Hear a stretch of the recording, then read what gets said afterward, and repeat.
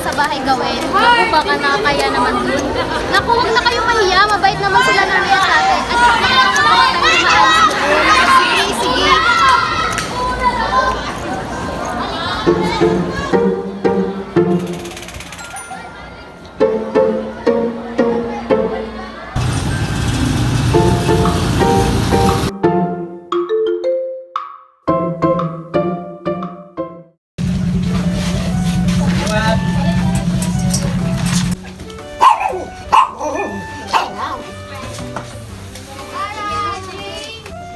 Di pwede paabot ng hangin sa may aparador.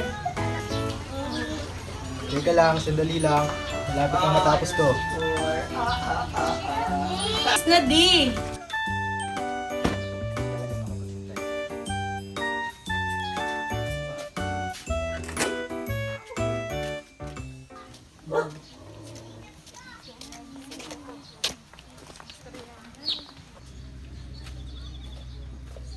Nay, pabukas po ng pinto. Teka lang, nak.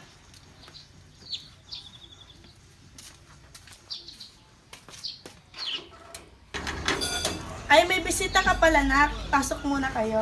Ano po, Nay?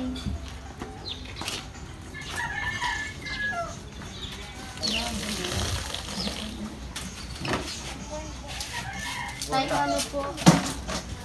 Tay, mga kaklase ko nga po pala. Wala kasi kaming mahanap na lugar na mapaggagawan, kaya dito na lang kami sa bahay. Walang problema, anak. Pumasok muna kayo sa loob. At sasabihan ko lang ang nanay nyo na ipaghanda kayo ng merienda. Baka nagugutom na itong mga kaklase mo. Sige po, Tay. Salamat. Kayo.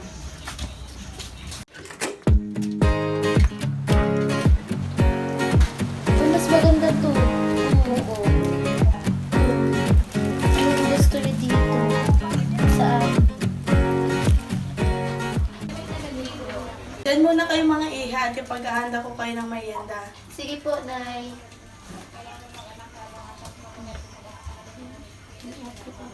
Gusto yung design para sa gagawin nating scrapbook?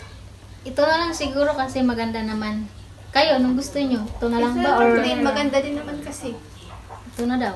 Kasi maganda talaga siya. Ito na nga. Ito na gagawin natin mag-design. Oo, mga iha, magmerienda muna kayo at baka kayo nagugutom na. Salamat po, tita. Naku, walang anuman. Huwag nyo nang alalahanin yon. Welcome kayo lagi dito sa bahay. Sige na, kumain muna kayo. Salamat po, tita. Nag-abala pa po kayo. Pakaswerte mong anak, Sarah. Isipin mo, may mabait ka ng nanay, may mabait ka pang tatay. Oo nga, saya ko nga tuwing kasama ko sila palagi sa bahay eh.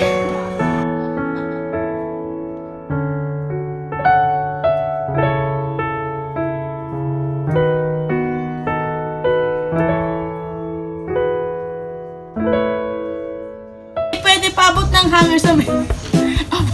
Sean! Guys, anong gusto yung design para sa gagawin nating scrapbook? Ito, kung gusto nyo.